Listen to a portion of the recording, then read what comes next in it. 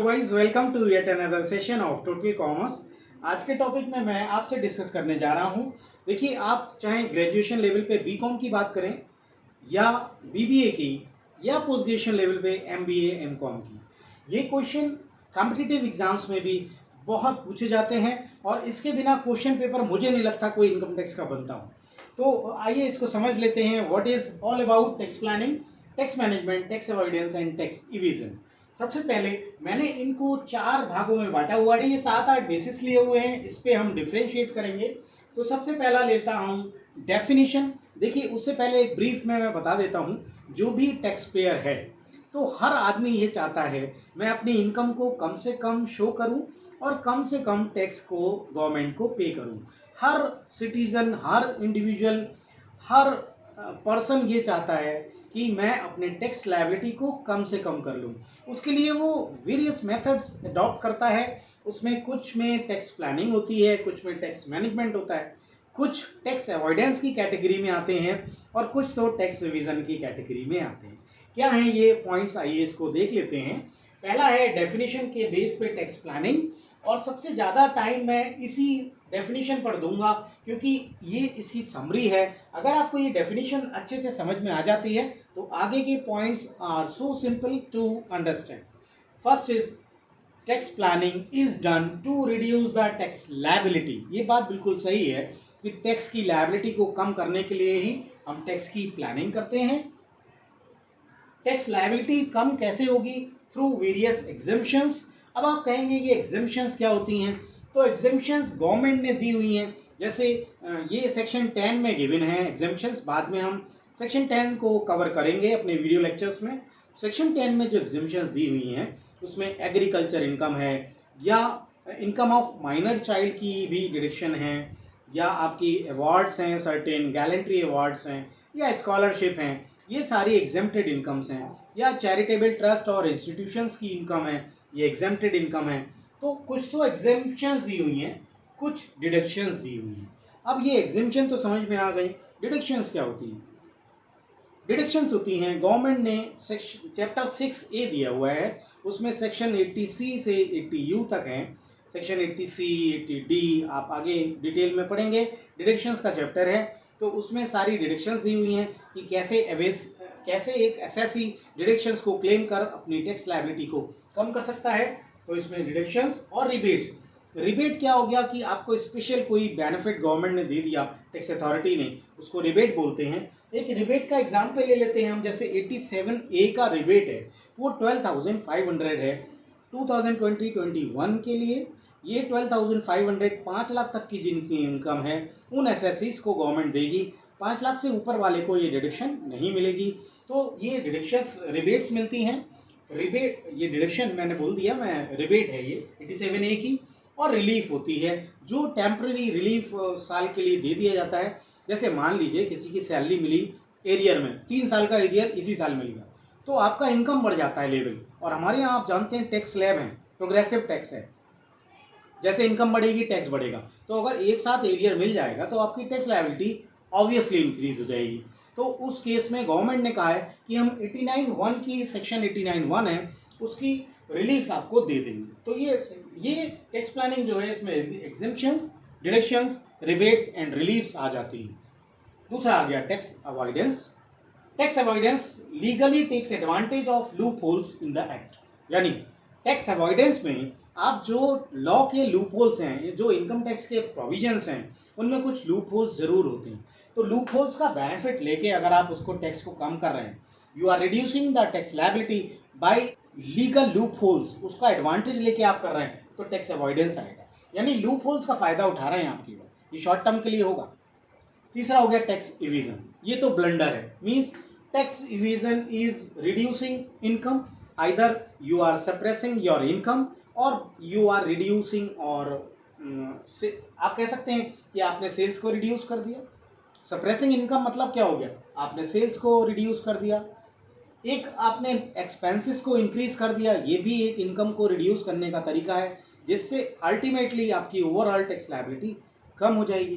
तो this is the method by which you are reducing your incomes and taxes thereof but it is made deliberately, ये आपने deliberately किया है तो ये टैक्स इवेजन हो जाएगा और इसमें पनिशमेंट है, ये पनिशेबल है। ये लीगल है लेकिन पनिशेबल नहीं है क्योंकि ये लीगल है, ये इलीगल है और पनिशेबल है क्योंकि डेलिबरेटली कर रहे हैं। और तीसरा हो गया tax management. Tax management is to comply with the provisions of law, यानी इसमें सारे प्रोसीजर्स, सारी प्रैक्टिसेस जिससे आप टैक्स का मैनेज कर सकें वो है।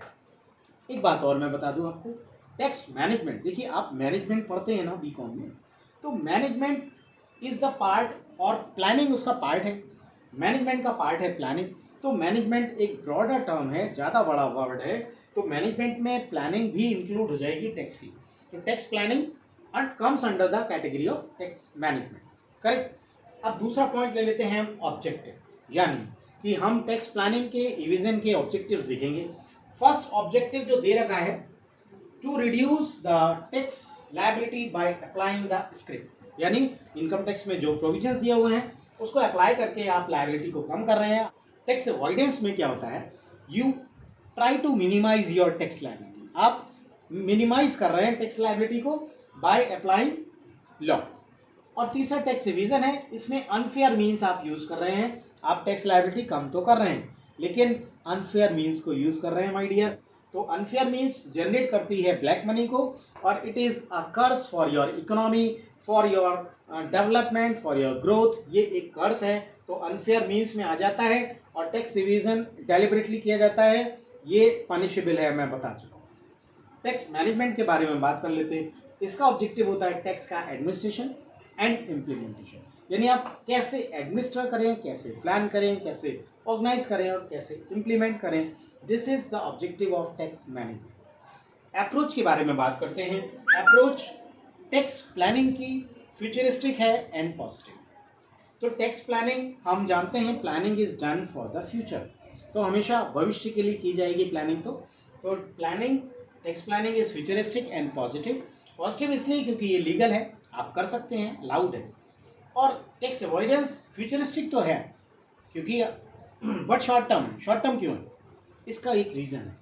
अगर आप टैक्स को अवॉइड कर पा रहे हैं तो ये लूप होल्स के कारण अवॉइड आप कर पा रहे हैं, और लूप होल्स जैसे गवर्नमेंट को नॉलेज में आते हैं उसको ख़त्म कर दिया जाता है, लूप होल्स का ब्लॉक कर दिया जाता है, उसको होल को भर दिया जाता है। तो लूप होल्स शॉर्ट टर्म के लिए होते हैं, जब नॉलेज में आ जाते हैं तो उसको बंद कर दिया जाता है, रेक्टिफाई कर दिया जाता है, करेक्ट कर दिया जाता है। तो ये शॉर्ट टर्म के लिए होंगे। इवेजन जो होता है वो निगेटिव इन अप्रोच है, ये तो पॉजिटिव है, ये फ्यूचरिस्टिक एंड शॉर्ट टर्म है, लेकिन it is the negative at all. Negative क्यों है, क्योंकि it is illegal, it is concern with past after liability of tax has arising. और टैक्स मैनेजमेंट के बारे में, it is continuous approach. Continuous इसलिए है कि it is concern with the present, past and future.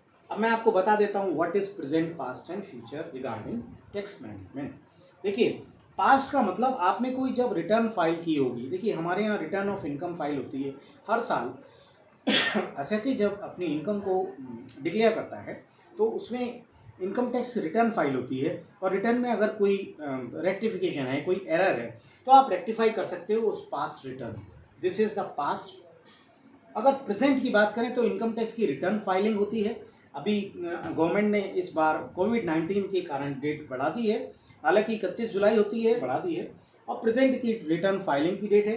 Future में corrective actions लिए सकते हैं। आज जो आप रिटर्न फाइल कर रहे हैं हो सकता है उसमें कोई एरर रह जाए तो आप उसको रेक्टिफाई कर सकते हैं। तो करेक्टिव यानी it is concern with present, past as well as future.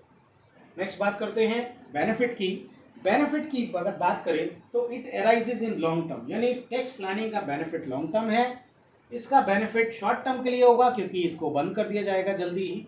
और the benefit of tax evasion does not arise, और एक्चुअल में ये पेनाल्टी और प्रोसिक्यूशन भी हो सकता है। हो सकता है आपको जेल हो जाए, हो सकता है आपको पेनाल्टी पड़ जाए, ट्रिपल 100 की चीज़ है, टैक्स आपने 100 रुपये बचाया, आपको पेनाल्टी 300 देनी पड़ सकती है। और यहाँ पर penalty and interest can be avoided through the tax management. What is the need of tax planning? It is desirable. Desirable इसलिए है कि हम टैक्स की प्लानिंग करके टैक्स को बचा सकते हैं, लीगल है, हम कर सकते हैं। It is desirable. Tax avoidance is immoral, ये लीगल तो है लेकिन इमोरल है। मैंने बताया tax avoidance is legal but immoral, ये बहुत क्वेश्चन आता है। टैक्स इविजन ये तो ऑल टुगेदर एक ब्लंडर है, इसको कभी भी नहीं होना चाहिए। Tax evasion is illegal, illegal है इसलिए ऑब्जेक्शन लेवल है। तो it is desirable, it is avoidable, avoid करना है, और इट इज ऑब्जेक्शन लेवल, आपका ऑब्जेक्शन हो जाएगा इस पर, और it is essential. Tax management के बिना आप कुछ कर नहीं पाएंगे, इट इज एसेंशियल। बात कर लेते हैं मोरालिटी की। It is moral in nature, ये मोरल है। It is immoral in nature, legal तो है लेकिन इमोरल है। और tax evasion is illegal and it is the duty means execution part है। आप टैक्स मैनेजमेंट में एग्जीक्यूट करेंगे how to reduce the liability by adopting the procedures in policies in methods. Last है ट्रीटमेंट ऑफ लॉ। देखिए treatment में tax planning uses the benefits of law, ये बात बिल्कुल क्लियर है कि टैक्स प्लानिंग से आप लॉ का बेनिफिट ले सकते हो टैक्स लायबिलिटी को रिड्यूस करने। टैक्स अवॉइडेंस के बारे में, it uses the loop holes, हम डिस्कस कर चुके हैं, लीगल है और लूप होल्स का फायदा उठाया जाता है, तो it is avoidable, loop holes का फायदा उठा रहा है। टैक्स इविजन में ओवर रूल्स द लॉ, ये लॉ को ही ओवर रूल कर देता है। और लास्ट है इट इम्प्लीमेंट्स द लॉ। और लास्ट में एक क्वेश्चन, इसका आप कमेंट बॉक्स में जरूर रिप्लाई दीजिएगा, this is the question for you. और अगर आपको ये वीडियो अच्छा लगा हो तो प्लीज़ इसे शेयर करें and subscribe. Thank you very much.